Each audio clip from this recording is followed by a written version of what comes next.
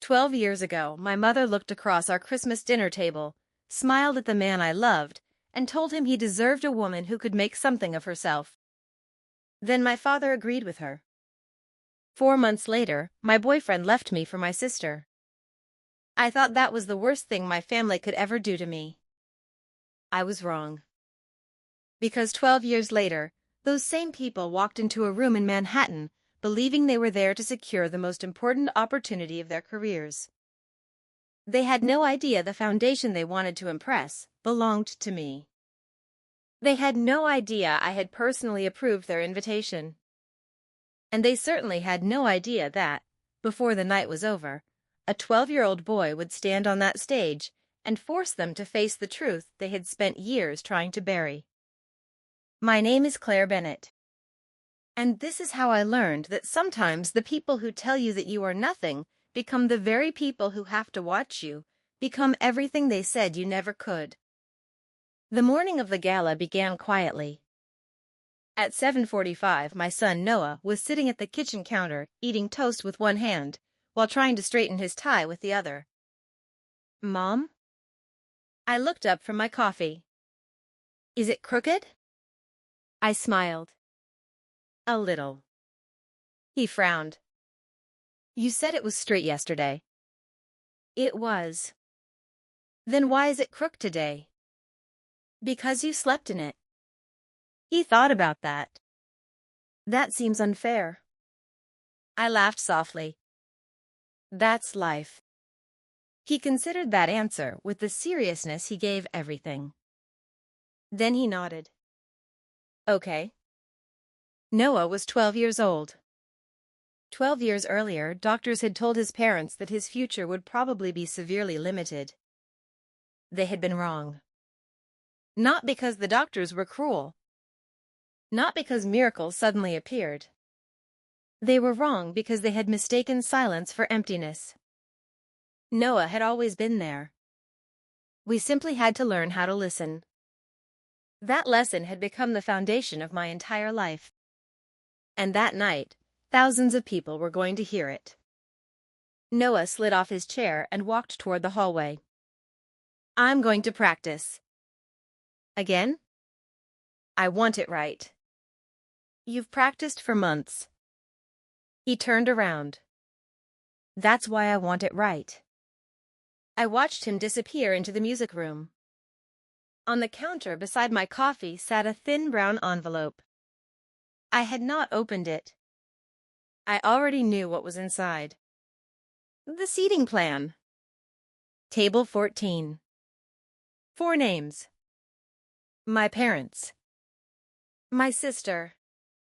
And the man who had once promised he would never leave me. I stared at the envelope for a long time. Then I opened it. There they were. Daniel Bennett. Margaret Bennett. Vivian Bennett Hart. And Dr. Adrian Hart. My former boyfriend. My sister's husband. The 4 people who had once made me believe I was the least important person at my own family's table. I ran my finger across their names. Then I closed the folder. No anger. No trembling. No satisfaction. Just certainty. That was the strangest thing about revenge. The real kind did not feel like rage. It felt like finally putting something down after carrying it for too long. I had been carrying that Christmas dinner for 12 years. I could still remember every detail. The silverware. The candles. My mother's perfectly arranged hair. My father's expression. My sister's smile. And Adrian's silence. I had been 23. Fresh out of graduate school. I had spent years studying child development and communication disorders because I believed every child deserved someone willing to listen. My first job paid almost nothing. I worked long hours in a small clinic and came home exhausted. But I loved the work. I loved seeing a child communicate something for the first time. A gesture. A sound. A look. A single word. To me, those moments were enormous. To my family, they were embarrassing. That Christmas, I brought Adrian home because I believed he was going to become part of my future. He was 26, studying medicine, brilliant, ambitious, and respected by everyone who met him. My sister Vivian was 27. She had a talent for making people feel as if she belonged in every important room. She dressed perfectly. She spoke confidently. She knew which names mattered. And my parents adored that about her. At dinner, my mother asked Adrian about his medical career.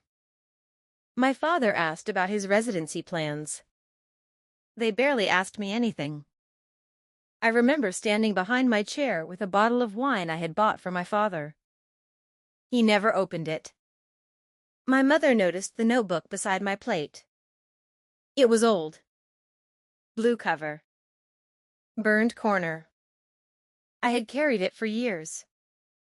"Still writing in that thing?" she asked. I smiled. "Sometimes." Adrian reached for it. "Can I see?" I hesitated. Then I handed it to him.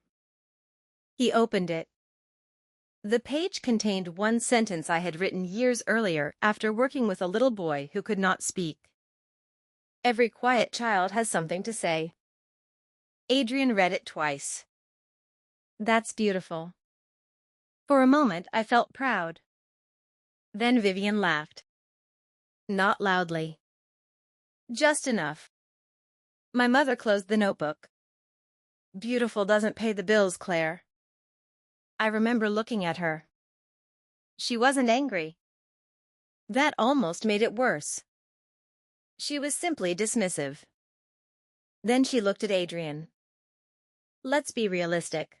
Claire spends her days working with children who may never communicate normally." Vivian lowered her eyes, pretending to be uncomfortable. My mother continued. "Your sister understands how important your career is. She knows how to be in serious conversations." My father lifted his glass. "Your mother is right." Adrian's expression changed. Just slightly. But I saw it. My father leaned forward. "Son, there are women who build careers that take them somewhere, and there are women who spend their lives rescuing lost causes." The room became completely silent. My mother didn't stop him. "Choose carefully," my father said. "You want someone who can stand beside you, not someone who will always need to be carried." I looked at Adrian. He didn't defend me. He didn't say my name. He didn't even look at me. Across the table, Vivian smiled. That was the moment I understood. The decision had already been made. I just hadn't been informed. 4 months later, Adrian ended our relationship. His message arrived before sunrise. He said he needed a different future. He said our lives were moving in different directions. He said he was sorry. And then, 2 weeks later, I saw a photograph of him with Vivian. They were standing together at a university event. Her hand was resting on his arm. Both of them were smiling. I stared at that photograph until the screen went dark. Then I deleted it. I didn't scream. I didn't confront them. I didn't beg. I went to work. That morning, one of my students made a sound he had never made before. It wasn't a word. It wasn't even close. But it was communication. I sat beside him on the floor and smiled. "Again," I whispered. He tried. And I realized something. My family had been right about one thing. I was going to spend my life helping people. They were just wrong about what that meant. I left Boston that summer. I stopped answering their calls. At first, my mother called every few days. Then my father. Then both. I never listened to the messages. I moved to New York with 2 suitcases, a damaged notebook, and less than $300. My first apartment was tiny. The radiator screamed all night. The kitchen window didn't close properly. But nobody there told me what my life was worth. That mattered. I found work at a small developmental clinic in the Bronx. My supervisor was an older woman named Dr. Evelyn Grant. She watched me work for several weeks before she finally said something that stayed with me. "You know why you're good at this?" I shook my head. "Because you don't panic when a child doesn't answer." She paused. "Most people hear silence and become uncomfortable." She looked directly at me. "You hear silence and become curious." I carried those words with me. Years passed. I worked with families who had been rejected by larger programs. Children who had been labeled difficult. Children who had been told they would never improve. Parents who were exhausted from hearing the word impossible. I never promised miracles. I promised patience. And slowly, my life began to change. Then one afternoon, a nurse called me about a 3-year-old boy named Noah. His mother was named Rachel. She arrived carrying a thick medical file. She looked like she hadn't slept in months. Noah entered the room without looking at either of us. He sat on the carpet, rocked, pressed his hands against his ears. Rachel watched him with tears in her eyes. 14 specialists, she whispered. I looked at her. What? 14 specialists. She opened the file. Everyone has a different explanation. Nobody has an answer. I closed the folder. We don't need an answer today. She looked confused. What do we need? I looked at Noah. We need to meet him. For the first 12 minutes, I said nothing. I sat on the floor several feet away. I placed a wooden puzzle between us. Then I waited. At minute 13, Noah looked at one of the pieces. At minute 14, he touched it. I didn't celebrate. I didn't clap. I didn't tell him how wonderful he was. I simply moved another piece closer. He looked at me. For less than a second. But he looked. Behind the observation glass, Rachel covered her mouth. I kept my voice calm. That's enough for today. She started crying. I thought you would want more. I do. Then why stop? Because he told us he was finished. She stared at me. For the first time in months, someone had treated her son like a person instead of a problem to solve. That was the beginning. Noah came back. 3 times a week. Then 4. Then almost every day. We learned his rhythms. His fears. His interests. The sounds he made when he was overwhelmed. The tiny movements that meant he wanted something. And eventually, the sounds became communication. Months became years. His mother became my friend. His father, Michael, became the quiet man who always waited outside the therapy room with a coffee he forgot to drink. Noah began reaching for things. Then pointing. Then responding. And one morning, years after our first meeting, he looked directly at me and said my name. Claire. I froze. He said it again. Claire. His mother was crying behind the glass. I was crying too. But I didn't want him to think tears meant something was wrong. So I smiled. I heard you. That sentence became one of the most important sentences of my life. I heard you. Later that year, tragedy came. Rachel was diagnosed with a terminal illness. She knew she didn't have much time. One afternoon, she asked me to meet her alone in the hospital. She looked exhausted, but her voice was steady. I need you to promise me something. I took her hand. Anything. Don't disappear from Noah's life. My throat tightened. I won't. I don't need you to replace me. You never asked me to. I know. She smiled faintly. I need you to keep teaching him. I squeezed her hand. I will.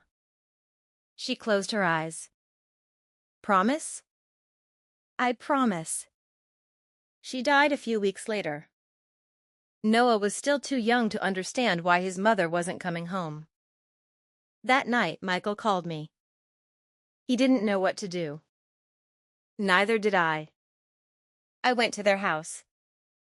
Noah eventually fell asleep beside me on the couch.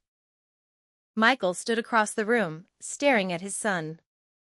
Then he whispered, "She trusted you." I looked at him. She trusted both of us.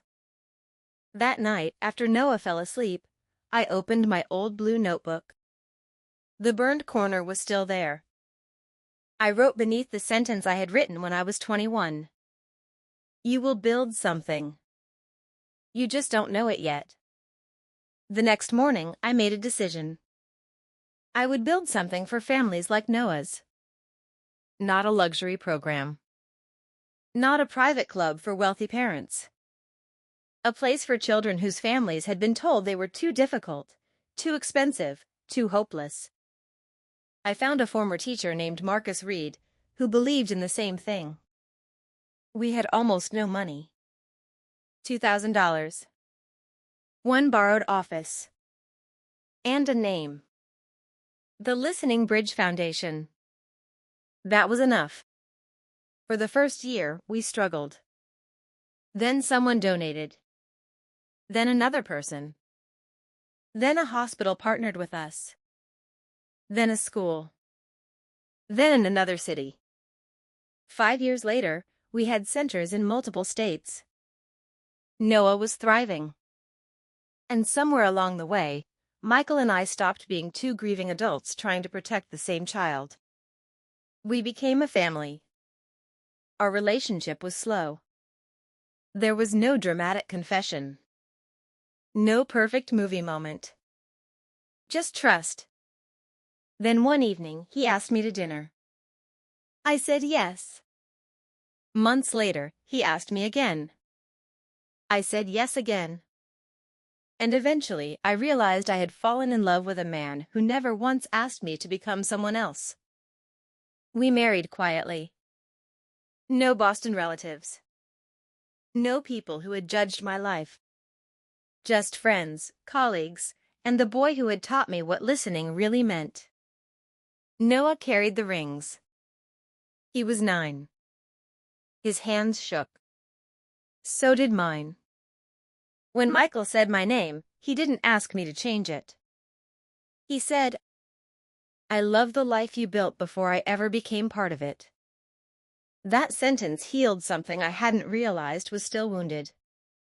Years later, our foundation became nationally recognized. Major donors came. Universities partnered with us. A technology company invested millions. And Michael became one of the country's most successful entrepreneurs.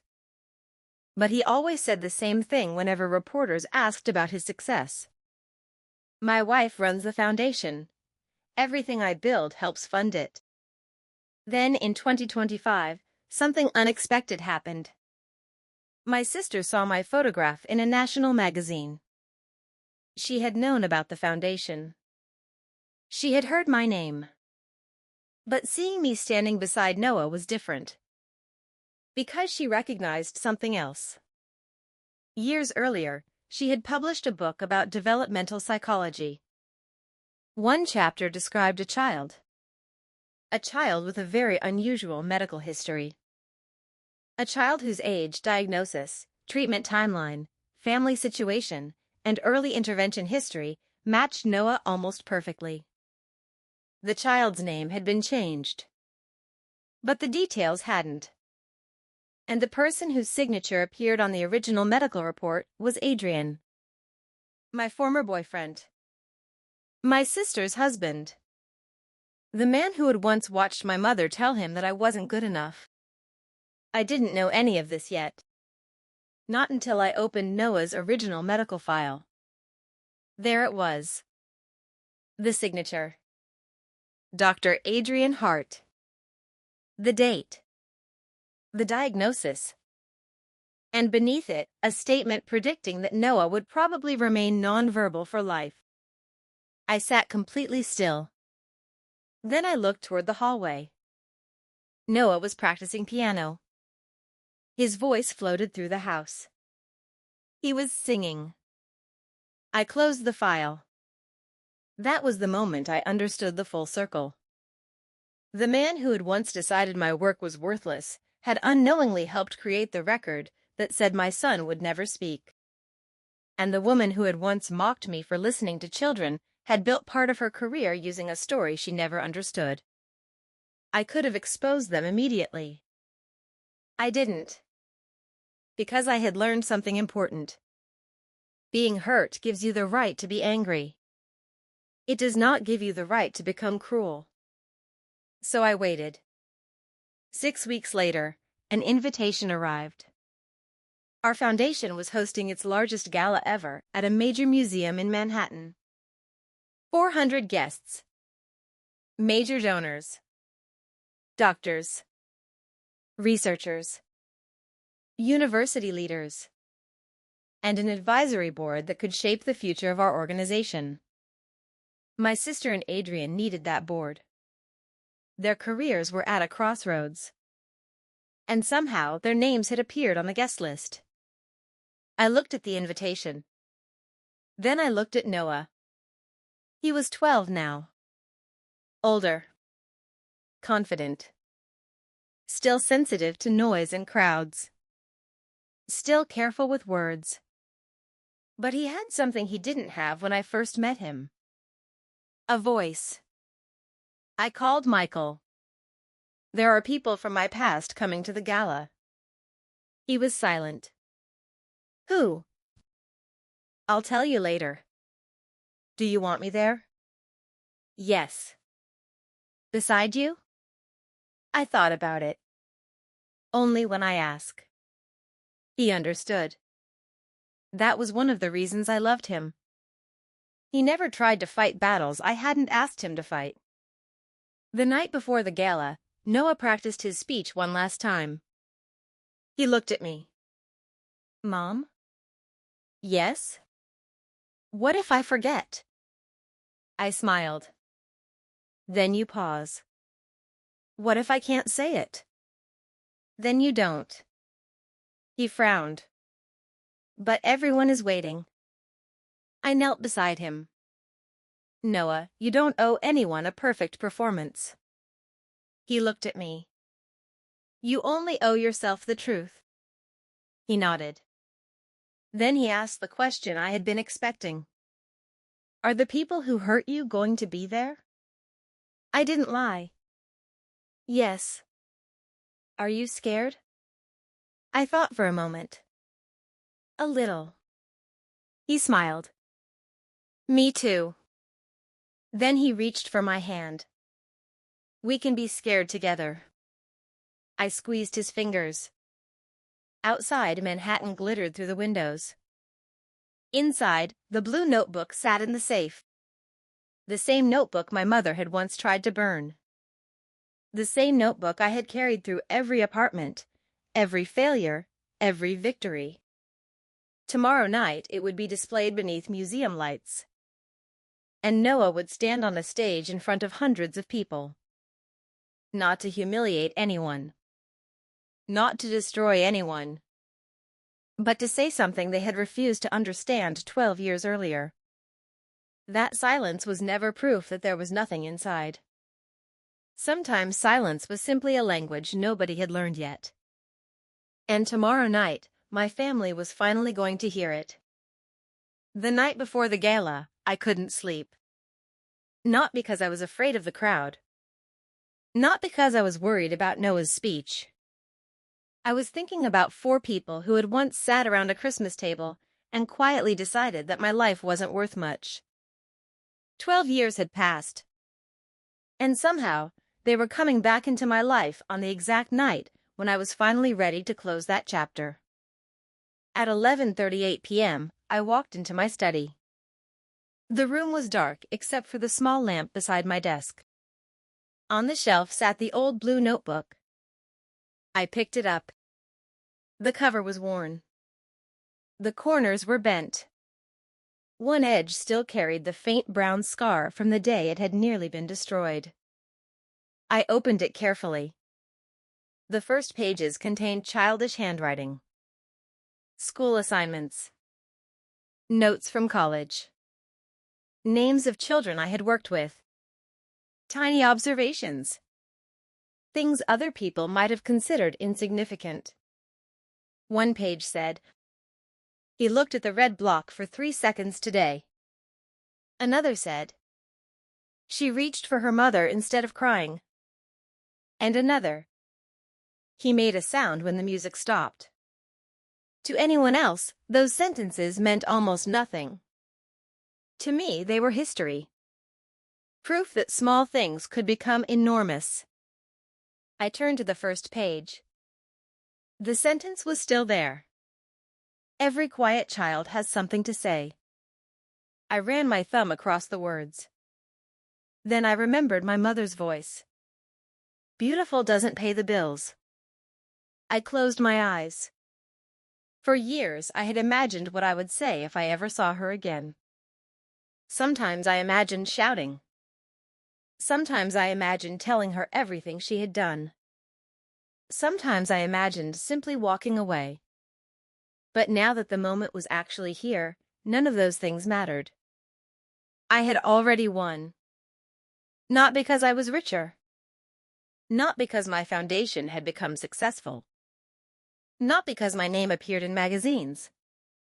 I had won because I no longer needed their approval. A soft knock came from the doorway. I turned. Michael stood there. "You're still awake." "So are you." He smiled. "I came to check on you." "I'm fine." He leaned against the door frame. "You say that when you're absolutely not fine." I smiled. "You know me too well." "I've had practice." He walked into the room. His eyes fell on the notebook. "The old one?" I nodded. He sat opposite me. "You don't have to do this tomorrow." "I know." "You can cancel their invitations." "I know." "You can ask security to remove them." I looked at him. "I know." He waited. "Then why aren't you?" I looked down at the notebook. "Because I don't want them removed." "Why?" "Because I want them to see." Michael didn't respond immediately. Then he asked quietly, "See what?" I looked toward the hallway. "Noah." Michael's expression softened. "He's ready." "I know." "And you're sure?" I nodded. "He doesn't need to prove anything." "No." I closed the notebook. "But I think tomorrow he gets to tell his own story." Michael reached across the desk and took my hand. "You're not doing this for revenge." "No." "What are you doing it for?" I thought for a moment. "Closure." He squeezed my fingers. "Then let's make sure you get it."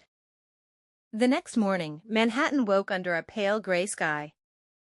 By noon, the museum was already preparing for the evening event. Staff moved through the galleries carrying flowers, lighting equipment, microphones, programs, and carefully wrapped displays.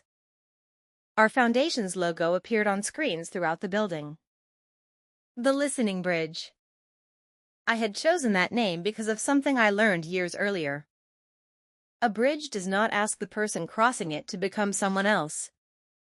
It simply helps them reach the other side. By 3 o'clock, guests had begun arriving for rehearsals.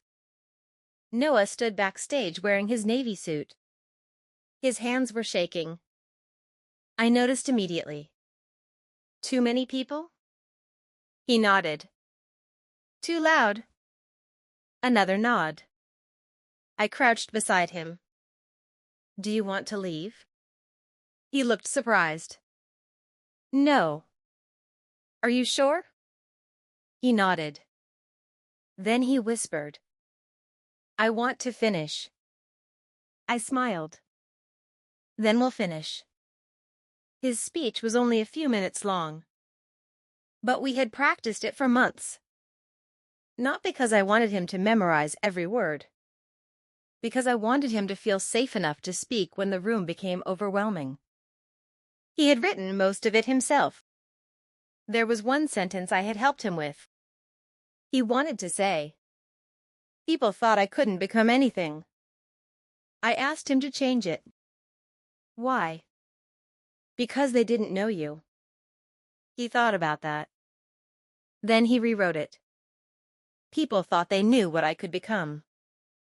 That sentence stayed. At 4:20, the event coordinator rushed backstage. Claire? Yes? Your parents have arrived. My stomach tightened. For 1 second, I was 23 again. Standing in a dining room. Holding a bottle of wine nobody wanted. Listening to my father explain why I wasn't ambitious enough. Then I breathed. Where are they? Gallery entrance. Together? Yes. And Vivian? She arrived with Dr. Hart. I nodded. Thank you. The coordinator hesitated. Do you want me to keep them away from you? No. She looked surprised. Are you sure? Yes.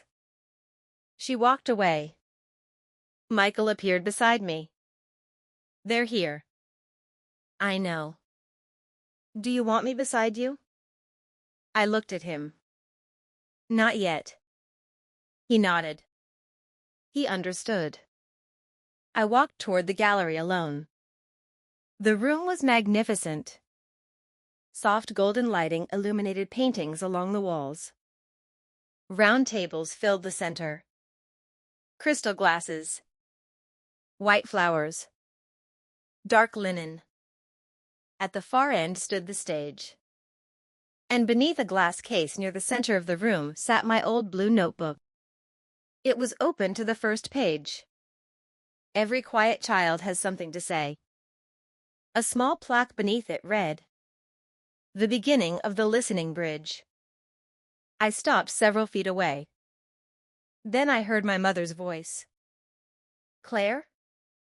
I turned. Margaret Bennett stood there. She looked older. Much older. Her hair was almost completely silver. My father stood beside her. He had aged, too. His shoulders were more rounded. His face thinner. But his eyes were exactly the same. For a moment, none of us spoke. Then my mother smiled. It wasn't a warm smile. It was uncertain. It's really you. Yes. She looked around. This is beautiful. Thank you. My father nodded. You've done well. Those 4 words should have meant something. They didn't. Not anymore. Thank you, I said. My mother looked toward the stage. We're very proud of you. I almost laughed. Instead, I said. That's kind of you. She took a step closer. Claire, I know things between us haven't been easy. I waited. I've wanted to call you so many times. I didn't ask why she hadn't. She continued. You know how families are.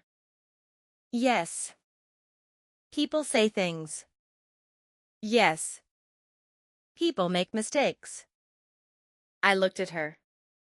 Some mistakes last a long time. Her smile disappeared. I know. My father stepped forward. Your mother isn't here to fight. I didn't think she was. We just want tonight to go well. For everyone? For you. I looked at him. Then it will. He seemed relieved. Then a familiar voice came from behind them. Claire. I turned. Vivian. She wore an elegant black dress. Her hair was perfectly styled. She looked almost exactly like the woman I remembered. Except for one thing. She wasn't smiling.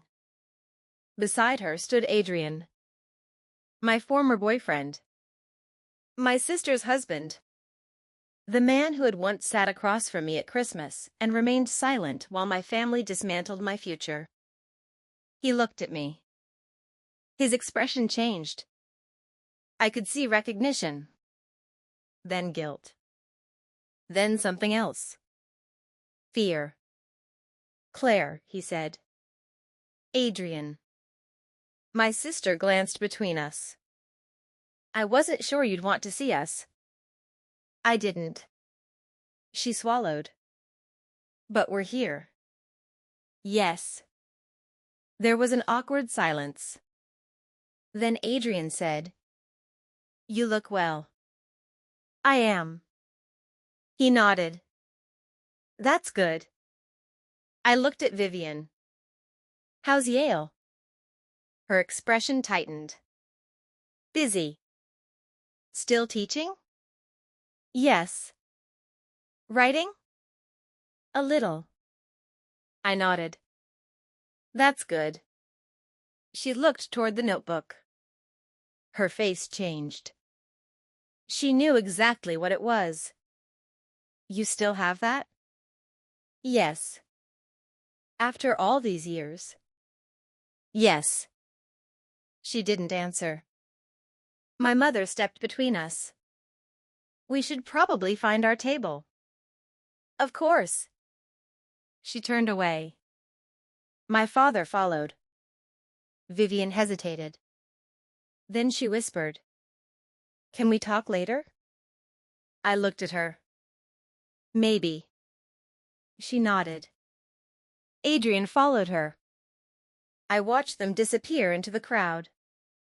Michael came to stand beside me. You okay? Yes. He looked toward them. That's the man? I nodded. The one who left you? Yes. And married your sister? Yes. Michael exhaled slowly. Interesting family. I laughed. That's one word for it.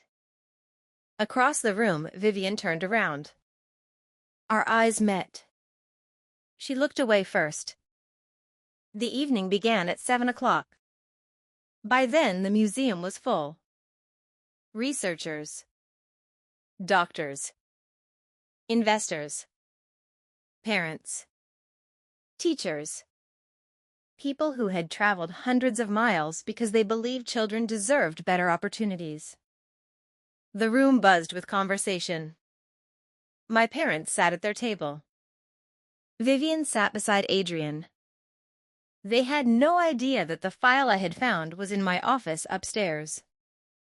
They had no idea that I had spent the previous 6 weeks verifying every detail. They didn't know that I had already spoken to our legal team. They didn't know that I had found the original medical record. And they certainly didn't know that I had discovered something even more disturbing. Vivian's book had not simply described a child like Noah.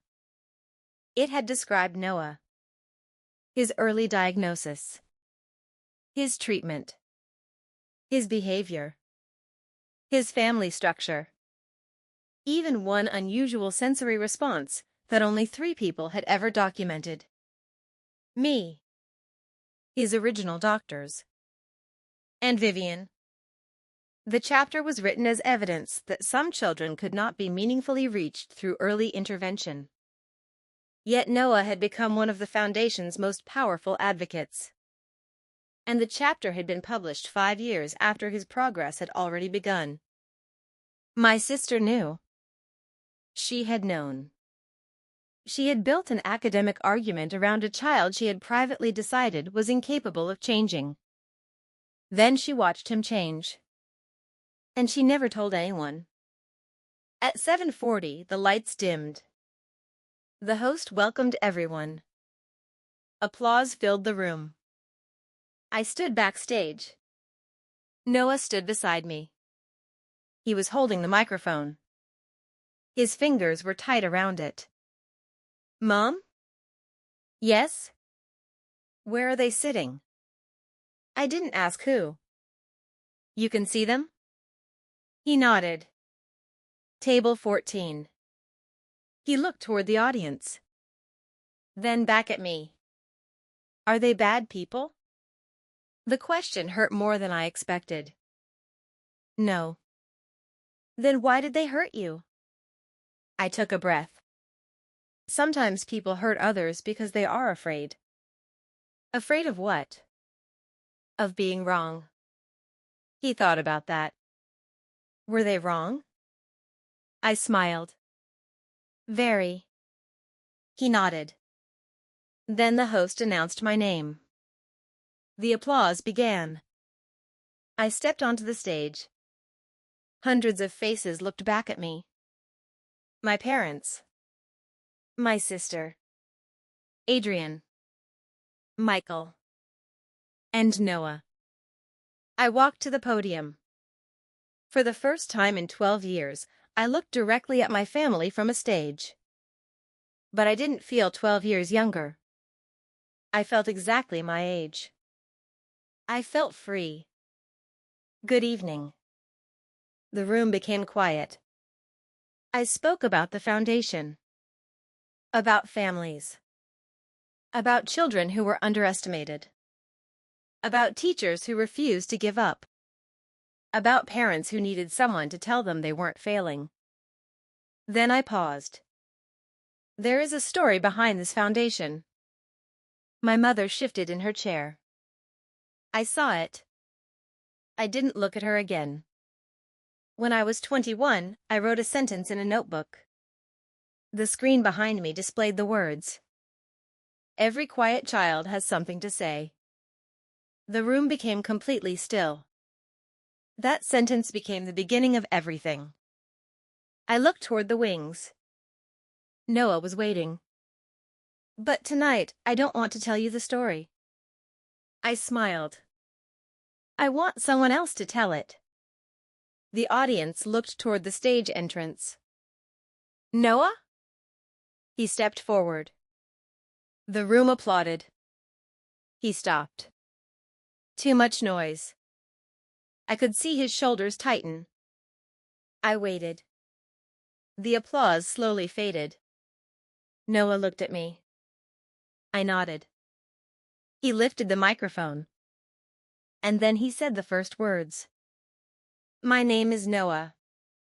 My mother stopped breathing. Vivian's face went pale. Adrian stared at the stage. Noah continued. I was once told that my future would be very small. Silence. But my mother didn't believe that. He looked directly at me. She listened. My throat tightened.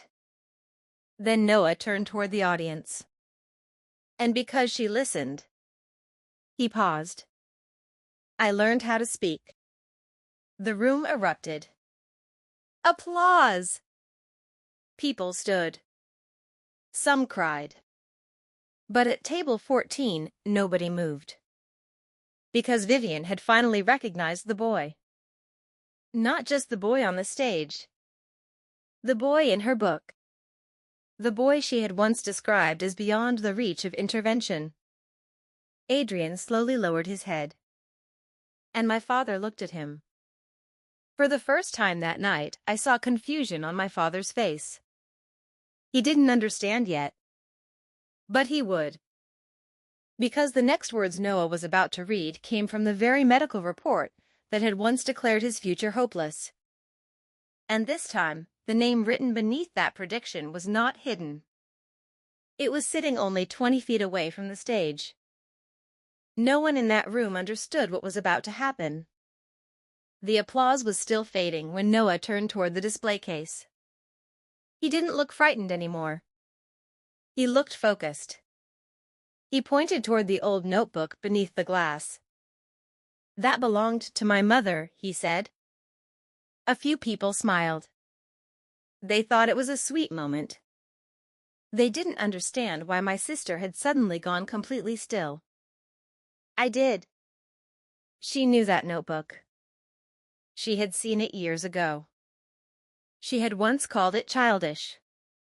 Now it was sitting beneath museum lights in front of hundreds of people. Noah lowered his hand. My mother wrote something in it when she was 21. He looked at me. Every quiet child has something to say. The room became silent again. Then Noah continued. She didn't know it would become the beginning of her life's work. My eyes filled with tears. Not because I was embarrassed. Because I remembered the girl I had been when I wrote those words. 21. Certain that helping people was enough. Certain that love would protect me. Certain that my family would always be my family. I had been wrong about 2 of those things. But I had been right about the first. Noah took a breath. There was another sentence written about me. He paused. My heart began beating harder. It said I probably would never speak. The audience shifted. A few people glanced at one another. At table 14, Adrian's face had gone white. Noah looked toward him. Not accusingly. Just looking. Then he said, "The person who signed that report is here tonight." A collective murmur moved through the room. My father turned toward Adrian. My mother looked confused. Vivian lowered her head. Adrian didn't move. Noah continued. He was a doctor when I was 3. I stepped closer to the stage. "Noah," I said softly. He looked at me. I nodded. He knew what that meant. Continue. He looked back at the audience. He wrote that my future would probably be limited. A long silence followed. Then Noah smiled. But he was wrong. The room erupted again. This applause was different. It wasn't polite. It wasn't for a foundation. It was for a child who had spent years being underestimated and had just calmly disproved the prediction written about him. I looked at Adrian. He was staring at the floor. My sister had both hands over her mouth. My father leaned toward her. "What is he talking about?" She didn't answer. My mother whispered, "Vivian?" Nothing. Then my father looked at Adrian. "Is that true?" Adrian slowly raised his eyes. "Yes." One word. Barely audible. My father's face hardened. "You examined him?" Adrian swallowed. "Yes." "When?" "Years ago." "And you wrote that report?" Adrian didn't answer. He didn't need to. The silence answered for him. My father looked at me. For the first time in my entire life, I saw genuine shame in his face. Not embarrassment. Shame. He remembered that Christmas. He remembered telling Adrian to choose a woman who could stand beside him. He remembered believing that my work was meaningless. And now the man he had encouraged me to lose was sitting in front of hundreds of people because the very child he had once written off was standing on stage. I didn't smile. I didn't celebrate. I simply watched. Noah finished his speech. He turned toward me. Was that okay? I walked onto the stage. That was perfect. He smiled. I hugged him. The applause started again. Michael stepped forward and joined us. For a moment, there were only three of us beneath those lights. A mother, a father, and a child who had once been told his future would be small. Then Michael took the microphone. He looked across the room. Tonight isn't about proving someone wrong. He paused. It's about proving that no child should have their entire future decided by one page of paper. The audience stood. I looked toward table 14. My parents remained seated. Vivian was crying. Adrian looked like a man who had suddenly discovered that every decision he had made had followed him into the room. The ceremony continued. But everything had changed. At 9:10, the official program ended. Guests gathered around Noah. Teachers wanted to meet him. Doctors wanted to speak with him. Parents came to tell me their own stories. One woman held my hands and cried. My daughter is 7, she said. Everyone keeps telling me she won't be able to do things. I looked at her. Don't promise yourself that she will become something specific. She nodded. Just promise her that you'll keep listening. She hugged me. Across the room, my mother watched. At 9:25, I saw my father stand. He said something to her. She shook her head. Then he walked toward the exit. My mother followed. Neither of them came to say goodbye. I watched them leave. For years, I had imagined that moment differently. I thought I would feel victorious. Instead, I felt tired. Not sad. Just tired. Michael came beside me. You okay? Yes. He looked toward the door. They left. I saw. Do you want me to go after them? No. He nodded. Okay. I looked around the room. Let them go. 10 minutes later, Adrian left. He didn't use the main entrance.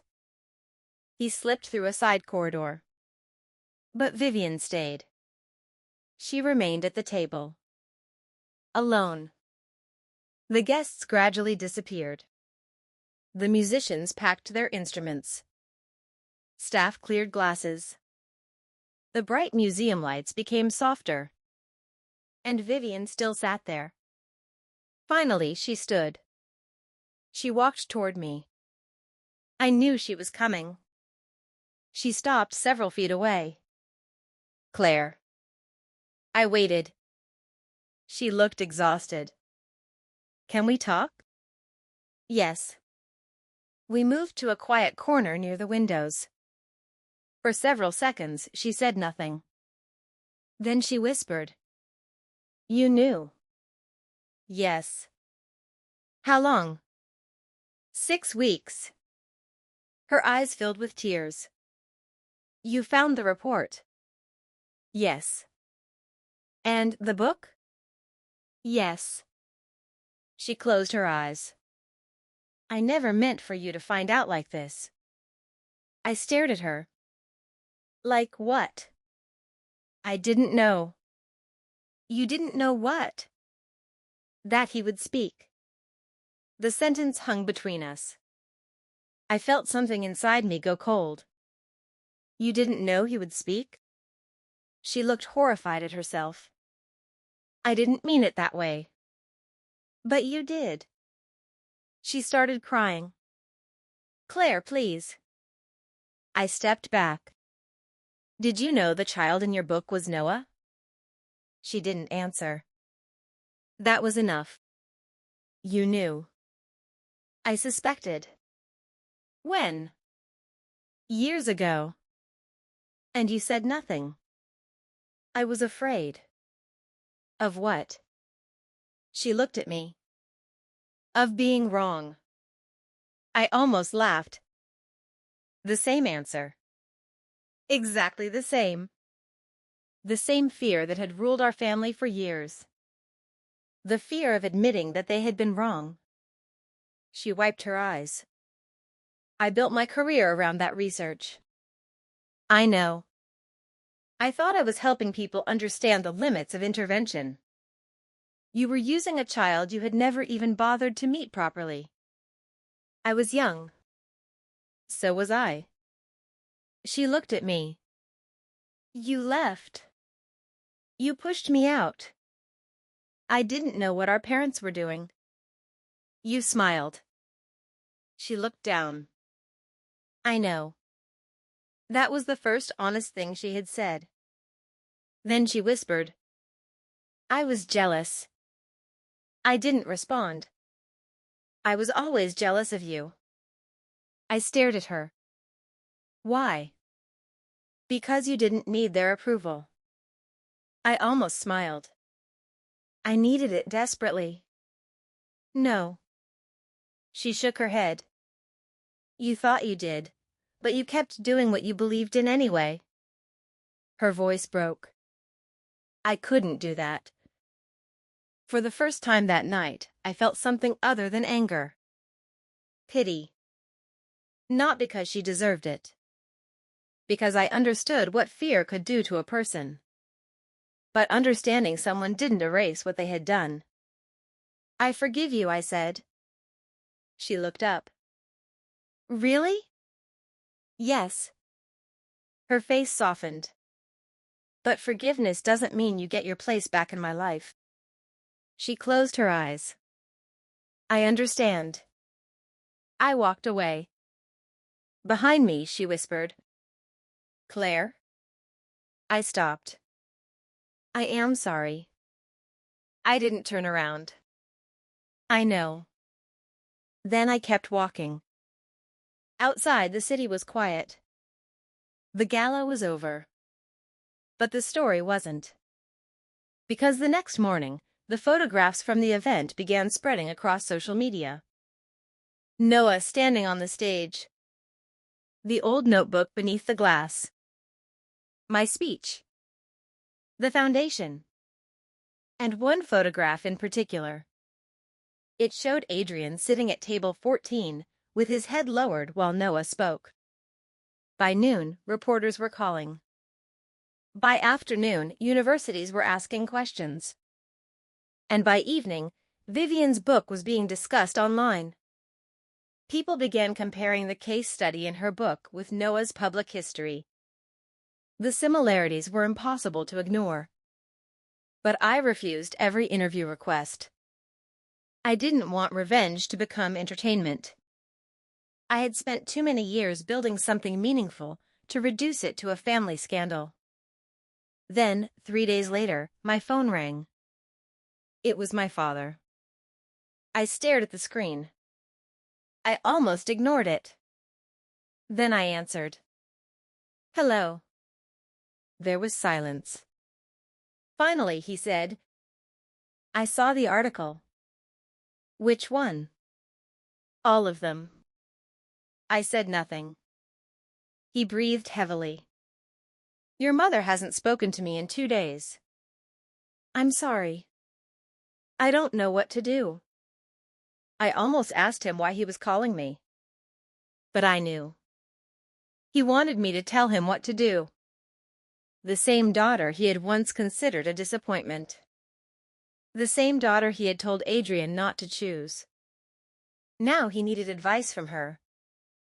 I can't fix this for you, I said. I know. Then why did you call? His voice became very quiet. Because I finally understand what I did. I closed my eyes. What did you do? I thought I was protecting your future. You were protecting your pride. He didn't argue. You're right. That hurt more than if he had defended himself. I was wrong about you. I looked through the window. Noah was outside with Michael. They were laughing. My father continued. I was wrong about your work. I said nothing. And I was wrong about the kind of woman you were. My throat tightened. I don't need you to say these things now. I know. Why are you saying them? Because I should have said them 12 years ago. I didn't answer. Then he asked, "Can I see Noah?" I looked outside again. I'll ask him. My father began crying. I had never heard my father cry. Not when his brother died. Not when our family business failed. Not when my grandmother passed away. But now he was crying. "I don't deserve it," he said. No. Silence. "But if Noah wants to see you, I'll let him decide." Thank you. I ended the call. Michael looked at me. Your father? Yes. What did he want? To see Noah. Michael nodded. What did you say? I'll let Noah decide. That sounds right. That evening, I asked Noah. He was sitting at the dining table drawing. Grandpa wants to see you. Noah stopped drawing. Why? I think he wants to apologize. Noah thought about it. Did he hurt you? Yes. Did he hurt me? No. Then I don't have to see him. No. He returned to his drawing. A minute later, he looked up. But maybe he should apologize. To me? No. He pointed at the paper. To the person you were. I stared at him. What do you mean? The young you. My eyes filled with tears. Noah returned to his drawing. He hurt her. That night, I opened the old notebook again. I read the sentence on the first page. Every quiet child has something to say. Then I turned to the back. There was something I hadn't looked at in years. A note I had written after leaving Boston. I had forgotten it existed. It said, "One day I will stop trying to make them understand." I stared at those words. Then I smiled, because I had finally reached that day. But the next morning, another envelope arrived. This one wasn't from my father. It was from Yale University. Inside was a formal letter concerning my sister's book. The university had begun an internal review. And at the bottom of the letter was one sentence that made my hands go cold. They were requesting access to the original clinical records used to support the case study. I looked toward the hallway. Noah was practicing piano. For years I had thought the gala would be the end. It wasn't. It was only the moment when the truth finally opened the door. And now someone else was about to walk through it. The next morning, the house felt strangely peaceful. No reporters waited outside. No cameras followed us. No one from my family called. For the first time in weeks, there was no crisis demanding my attention. There was only sunlight. Soft morning light poured through the kitchen windows while Michael stood at the stove making pancakes. Noah sat on the counter with a box of colored pencils spread around him. He was drawing. I watched him for a moment before walking over. "What are you making?" He didn't look up. "A picture." "I can see that." He smiled. "Then why did you ask?" I laughed. "Fair point." He finally turned the paper toward me. It showed a stage. A microphone. A large glass case. And a boy standing beneath bright lights. His suit was slightly too big around the shoulders. I recognized it immediately. The suit Noah had worn the night before. "You drew the gala." He nodded. "And that's you?" Another nod. What's this? I pointed toward a square shape beside the stage. The notebook. And this? The microphone. He added another line. What about that? My mom. I smiled. You mean me? He looked confused. You are my mom. I sat beside him. I know. He went back to coloring. For the first time since the gala, I felt my shoulders relax. The night before had been loud. This morning was quiet. And somehow, quiet felt better. Michael placed a plate on the counter. Breakfast. Noah immediately reached for a pancake. Careful. It's hot. He stopped. Then looked at me. I know. Michael laughed. He's 12 and already tired of being supervised. I've been supervising him since he was 3. Noah looked at me. You still do. Because you still need me. He smiled. Maybe. Then he returned to his drawing. I watched Michael. He knew I was thinking about the previous night. He waited until Noah was distracted before asking, Did you sleep? A little. Did you read her email? I shook my head. My sister? Yes. No. You should probably read it eventually. I know. But not today. I looked at him. Not today. He nodded. That was enough. At 2:31 that morning, Vivian had sent me an email. The subject line was simple. I want to explain. I had opened it. Read the first sentence. Then closed it. I wasn't ready. Maybe I would never be. For 12 years, I had listened to explanations. My mother had explained why she said what she said. My father had explained why he agreed. Adrian had explained why he left. Vivian had explained why she married him. Every explanation had one thing in common. None of them changed what happened. So I placed the email into a folder. Not now. Then I went upstairs.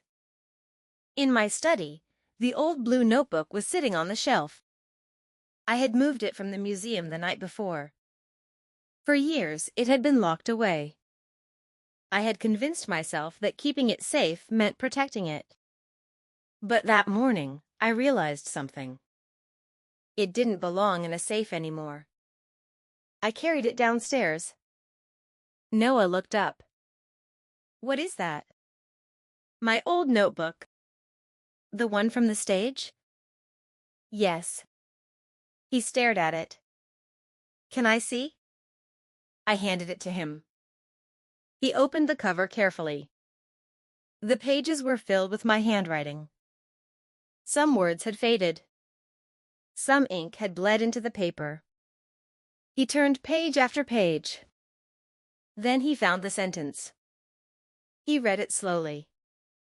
Every quiet child has something to say. He looked at me. You wrote that? Yes. When? A long time ago. How old were you? 21. He smiled. You were younger than me. I laughed. Yes. He traced the sentence with his finger. Did you know then? Know what? That you'd become my mom? I froze. No. He smiled. Then you didn't know everything. No. Neither do I. I leaned forward and kissed his forehead. That's why we keep learning. That afternoon, I made another decision. I would not answer Vivian. Not yet. But I would answer Yale. The issue wasn't about my sister's feelings. It wasn't about whether she regretted what she'd done. It wasn't even about our family anymore. Her book had presented a real child's life as evidence for a theory. If the case study had been based on Noah, then Noah deserved the truth. So I gathered everything. The original diagnostic report, treatment records, dates, letters, school documents, the video recordings that showed Noah's progress over the years, and one short video from the previous spring. Noah was sitting at a table. He looked directly into the camera. Then he read the sentence from my notebook. Every quiet child has something to say. His voice was calm, clear, certain. I watched the recording 3 times. Then I attached it to my letter. I didn't write an angry accusation. I didn't call my sister a liar. I didn't demand punishment. I simply explained what had happened. I explained that a published case study appeared to correspond to my son. I explained that the clinical details were too specific to be coincidence. I explained that I had never consented to the use of his story. And I asked the publisher to investigate. I sent the letter under my legal name. Not as the founder of the foundation. Not as a public figure. Not as someone trying to damage a career. I signed it as Noah's stepmother and legal guardian. Then I pressed send. For several seconds, I stared at the screen. That was it. The decision was no longer mine. The academic institution would investigate. The publisher would investigate. The evidence would speak. I had done enough. 3 days later, a response arrived. They had received my letter. They said they were beginning a formal review. They asked for no information beyond what I had already provided. I read the message twice. Then I closed my laptop. Michael was standing in the doorway. What did they say? They're looking into it. He nodded. How do you feel? Relieved. Angry? I thought about it. No. Sad? A little. He came closer. Then what? I looked at the old notebook on the table. Finished. He smiled. That sounds good. It does. For the first time, I understood the difference between revenge and accountability. Revenge wants someone to suffer. Accountability simply refuses to let the truth disappear. I didn't need Vivian to lose everything. I needed the record to be corrected. That was all. But the consequences began moving faster than I expected. Within days, people connected the case study in Vivian's book to Noah's public appearance. Researchers started asking questions. Parents who had read the book contacted the university. Some said the case study had influenced how they understood their own children's possibilities. Others asked whether the conclusions were still valid. The story grew, and I stayed silent. I didn't give interviews. I didn't post about Vivian. I didn't celebrate the attention. The listening bridge continued its work. Children still came through our doors. Parents still waited nervously in our reception area. Therapists still sat on floors beside children who communicated through gestures, sounds, movement, and silence. Life continued. That was the strange thing. The world could be discussing your family online, while a child beside you was simply trying to stack 3 blocks. One afternoon, a little girl named Lily refused to enter one of our therapy rooms. Her father looked exhausted. "I'm sorry," he said. I smiled. "Don't apologize. She won't cooperate." I crouched near Lily. She wouldn't look at me. So I sat down. No instructions. No demands. Just waiting. Her father whispered, "How long will you wait?" "As long as she needs." He looked confused. "You don't think she'll go in?"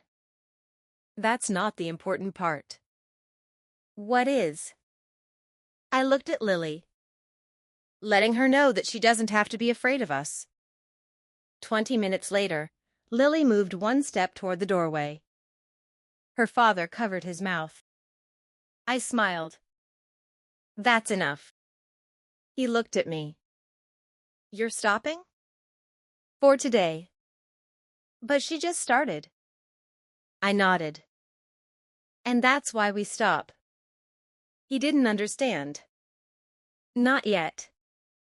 But someday he would. That evening, I came home to find Noah waiting in the hallway. "Mom." "Yes?" Grandpa called again. I stopped. "What did you tell him?" I didn't answer. I smiled. "Good." He looked at me. "Do you want me to?" "No." "Why?" "Because I don't want you to feel pressured." He nodded. Then he asked, "Do you hate him?" I thought carefully. "No." "Do you hate Aunt Vivian?" "No." "Do you hate Adrian?" I looked at him. "No." "Then why don't you talk to them?" "Because not hating someone doesn't mean you have to let them back into your life." He considered that. "Like when someone breaks a toy?" I smiled. "Something like that." "You can forgive them." "Yes." "But you don't have to give them the toy again." I laughed. "That is a surprisingly good explanation." He shrugged. "I'm 12. Later that night, I received another message. This time, it wasn't from Vivian. It was from Adrian. Only 3 words. "I am sorry." I stared at them for a long time. Then I deleted the message. Not because I wanted to punish him. Because I had nothing left to say. The man I had once loved had become part of a life I no longer recognized.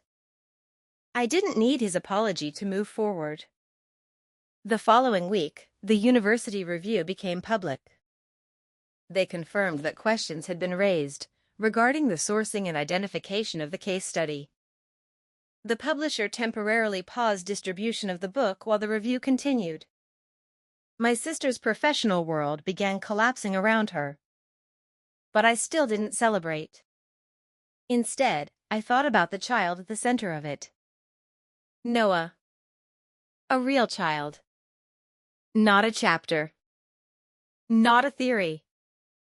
Not a statistic. A boy who loved piano.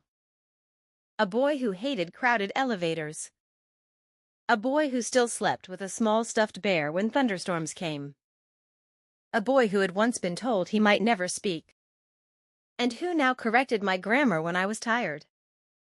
One Sunday afternoon, we sat together on the porch. The old notebook rested between us. Noah looked at the pages. "Mom?" "Yes?" "Do you think Grandpa is sorry?" "I think so." "Does that make everything okay?" "No." He nodded. Then he asked, "What would make it okay?" I looked at him. "I don't think everything becomes okay." He frowned. "Then what's the point of sorry?" I smiled. "Sometimes saying sorry doesn't repair the past." "Then what does it do?" "It tells the truth about the past." He looked down. "And then?" "Then you decide what to do with the truth." He was quiet. After a while, he opened the notebook.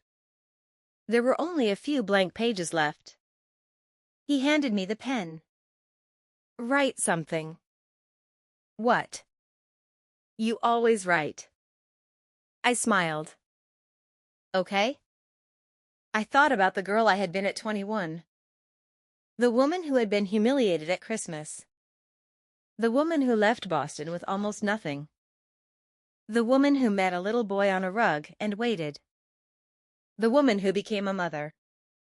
The woman who stood on a stage while the people who once dismissed her watched from the front row. I wrote one sentence.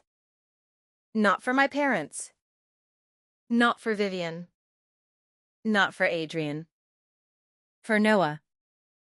For every child like him. And for the younger version of myself who had once believed that being rejected meant being worthless. I wrote, "You do not become valuable when other people finally recognize your worth." Noah read it. Then he smiled. "That's good. Thank you." He picked up the pen. "Can I add something?" "Of course." He wrote underneath my sentence. "Sometimes they recognize it too late." I looked at him. He looked back. Neither of us said anything. Because he was right. Some people recognize your value only after they can no longer control whether you succeed. But that wasn't the ending I wanted. I didn't want my life to end with them regretting what they had done. I wanted it to end with me no longer needing them to regret it. That night, another letter arrived. This one came from the publisher. The review was continuing. They said additional documentation had raised serious concerns. They were considering a correction and public clarification. I read the letter. Then I closed it. Outside, Noah was laughing with Michael. The sound carried through the open window. I listened. And for a moment I remembered the first day I met him. 3 years old. Sitting alone on a rug. Hands pressed against his ears. No words. No eye contact. A medical report predicting a narrow future. And me sitting several feet away, refusing to rush him. I had no idea that day would change my life. I had no idea that one day he would stand beneath museum lights and speak in front of hundreds of people. I had no idea that the people who had once called my work meaningless would eventually have to watch it change lives. But perhaps that was the lesson. We rarely know which small moment is going to become the turning point. A phone number. A conversation. A child picking up a wooden block. A mother refusing to give up. A teacher choosing patience. A sentence written in an old notebook. Those things don't look powerful when they happen. Years later, they can become everything. And just when I thought the storm was finally passing, my phone rang again. This time, it was my father. I almost didn't answer. But I did. His voice sounded different. Not proud. Not defensive. Broken. "Claire." "Yes?" "I need to tell you something." I waited. "It wasn't just your mother." My heart stopped. "What do you mean?" "There was something we never told you." I sat down. "What?" He took a long breath. "The reason your mother wanted Adrian to leave you wasn't because she thought you weren't ambitious." I stared into the darkness. "Then why?" Silence. Then my father said the words that made every piece of my past suddenly feel incomplete. "Because she was afraid of what would happen if you and Adrian stayed together." I gripped the phone. "Why?" "I don't know how to explain it." "Then try." Another silence. Finally, he whispered, "Because your sister had already told her a secret." My heart began pounding. "What secret?" He didn't answer immediately. Then he said, "It was about Adrian." I stood up. "What about him?" My father's voice cracked. "He had known about you long before that Christmas." I froze. "Known what?" He knew something about your future. I couldn't breathe. What are you talking about? I should have told you years ago. My hand tightened around the phone. What did Adrian know? My father whispered. That you were about to inherit something. And suddenly, the past I thought I understood began opening into a completely different story. My father's words stayed in the air long after the call ended. You were about to inherit something. I stood in the kitchen staring at the dark window. Michael was still outside with Noah. They were laughing about something. Their voices sounded impossibly normal. But inside me, everything had shifted. I called my father back. He answered immediately. What did Adrian know? I don't know everything. Then tell me what you do know. He took a breath. Your grandmother had a trust. I frowned. What trust? It was created before you were born. I remembered my grandmother, Eleanor Bennett. She had been the only person in my family who never told me I was too ambitious or too soft. She had always told me the same thing. Listen to your instincts, Claire. She died when I was 19. I had thought she left me nothing. My father continued. Your grandmother didn't trust your mother with the money. Why? Because she believed your mother would use it to control you. I felt my stomach tighten. How much? I don't know the exact amount. You're my father. I know. Then how do you not know? Because your grandmother put everything through an attorney. I walked toward the living room. Why didn't anyone tell me? Because the trust had conditions. What conditions? He hesitated. You had to reach 30. I stopped. 30. I had been 30 years old when the Listening Bridge began receiving major donations. 30 when my life finally changed. 30 when I had stopped caring what my family thought. I whispered. So I was supposed to inherit it when I turned 30. Yes. And you never told me? Your mother didn't want you to know. Why? She believed you would leave the family completely. I almost laughed. She was right. My father sighed. But there was another condition. What? You had to be working in a field related to education, medicine, or child development. I stared at the wall. I had spent my entire adult life doing exactly that. My grandmother had known me better than anyone. She knew what I would do. Yes. Did Adrian know? He knew there was a trust. How? Your mother told him. I closed my eyes. Of course. That explained everything. My father continued. Adrian was never supposed to know the exact amount. But he did. I think he eventually found out. I remembered Christmas. My mother's words. My father's warning. Adrian's silence. And Vivian's smile. It suddenly looked different. They hadn't simply thought I was wasting my life. They had known I was about to inherit something. Something valuable. Something that could make me independent.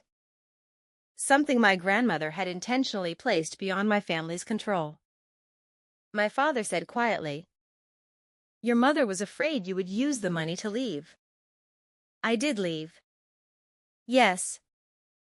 And she still got what she wanted. No. I stopped. What? She didn't. My father sounded exhausted. Your grandmother's attorney never released the trust. Why? Because there was a second condition. My heart began pounding. What condition? You had to claim it yourself. I stared at the phone. What does that mean?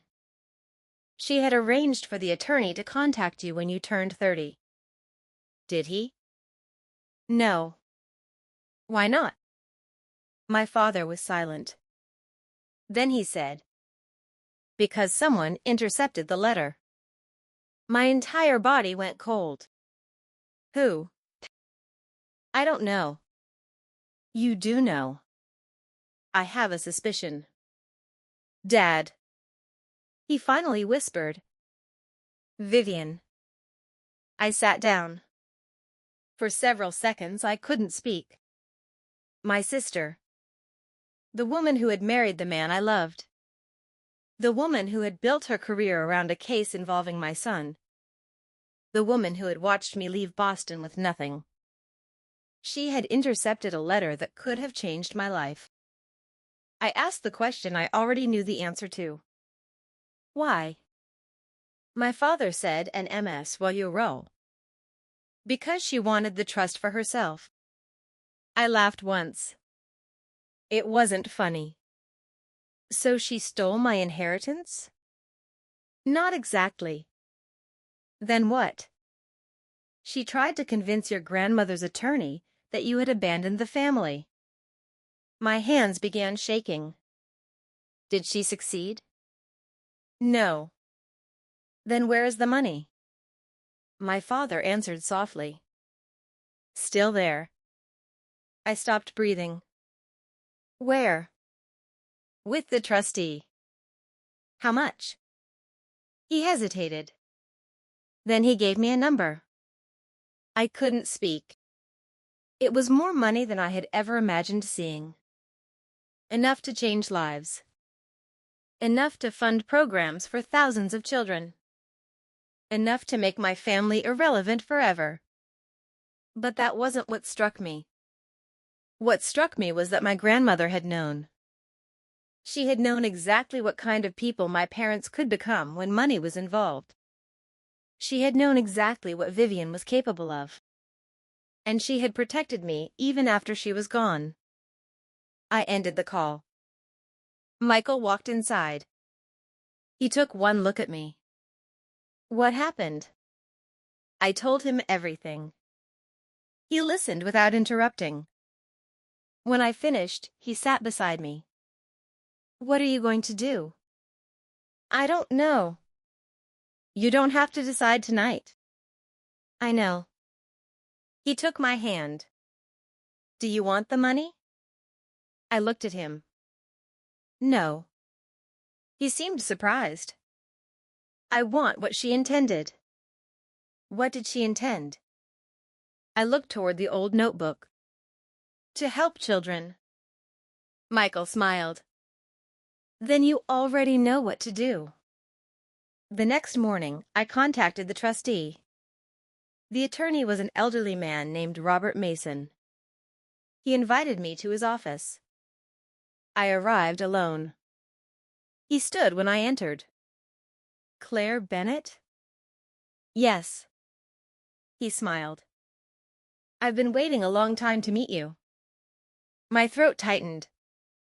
You knew? Your grandmother made sure I would. He opened a file. Inside was a letter. The envelope had my name written on it. My handwriting wasn't there. My grandmother's was.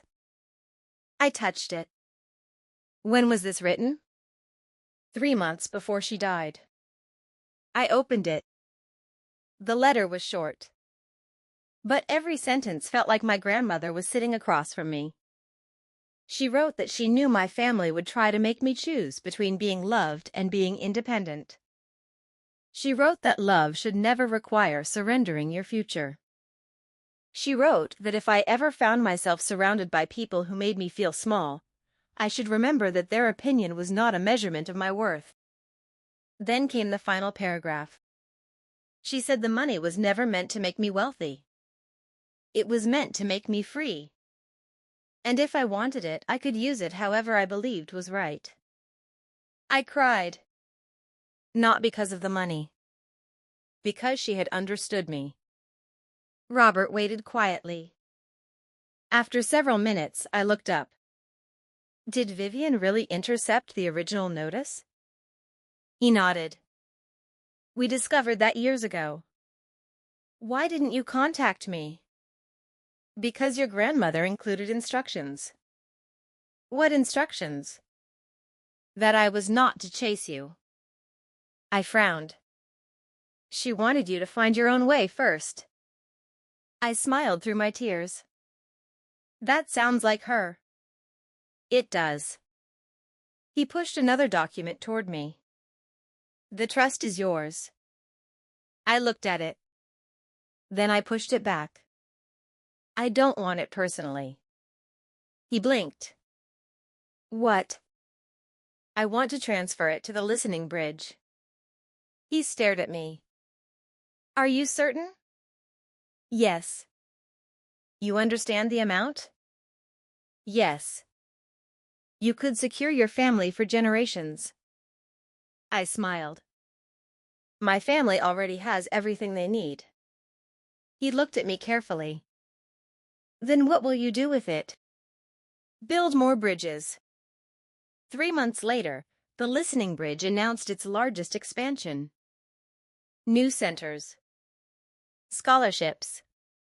Free therapy programs. Training for teachers. Support for families who couldn't afford private care. The trust became the foundation of a new initiative.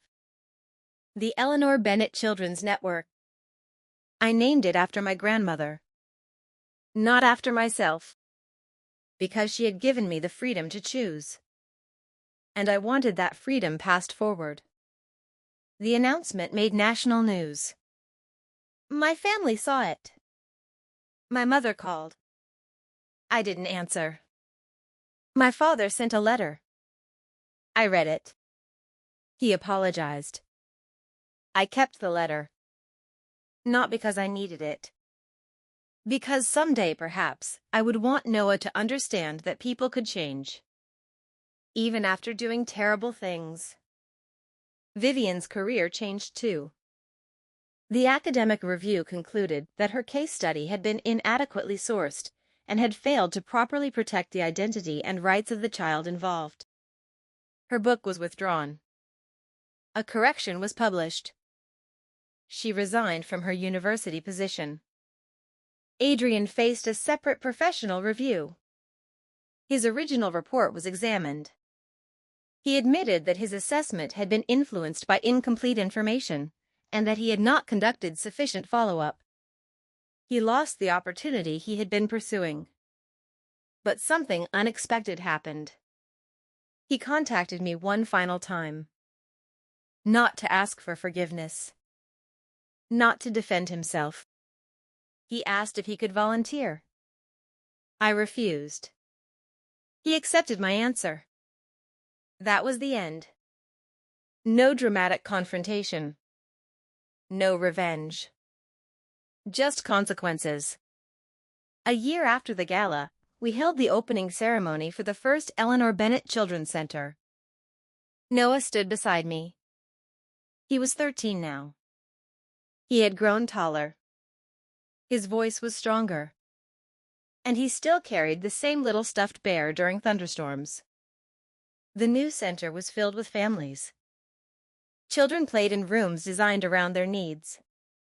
Parents sat together. Therapists trained teachers. And on the wall near the entrance was one sentence. Every quiet child has something to say. Noah looked at it. Mom? Yes? Did you ever think this would happen? I smiled. Never. Were you scared? Yes. Are you still? I looked around. At different things. He nodded. Then he took my hand. You listen better now. I laughed. I've had a good teacher. He smiled. That evening, after everyone had gone, we stood alone in the center. The building was quiet. The lights were low. I took the old notebook from my bag. It was no longer fragile. It had been preserved. Protected. But I no longer treated it like something that could break. I opened it to the last blank page. Noah stood beside me. "What are you writing?" "I don't know yet."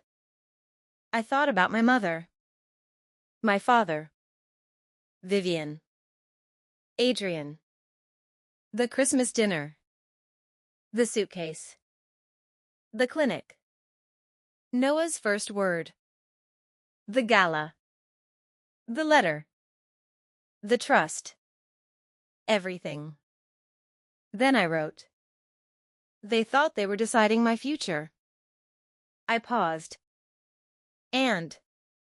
Noah asked. I smiled. "I decided it myself." He nodded. "That's better." I turned the page. Then I added another sentence. "Your worth is not determined by the people who fail to recognize it." Noah read it. Then he picked up the pen. "Can I add one?" "Always." He wrote underneath. "Sometimes the person they underestimate becomes the person who changes everything." I looked at him. For a long moment, neither of us spoke. Then I closed the notebook. The same notebook that had survived 12 years. The same notebook that had witnessed my humiliation, my loneliness, my rebuilding, and my son's first words. I finally understood what my grandmother had meant. The money had never been the inheritance. Freedom was. The money was simply the tool. My real inheritance was the courage to decide what kind of person I would become after other people tried to decide it for me. I had once believed my family throwing me away was the greatest loss of my life. It wasn't. It was the moment my life finally became mine. And if there was one thing I wanted Noah to remember, it was this. People may underestimate you. They may misunderstand you. They may leave you. They may even try to convince you that you are not enough. But none of them gets the final word. You do. Because your future is not a verdict someone else writes for you. It is a story you keep writing. One decision. One brave step. One quiet voice at a time. And sometimes, the person everyone thought had been left behind is the one who ends up building the road everyone else needs to cross.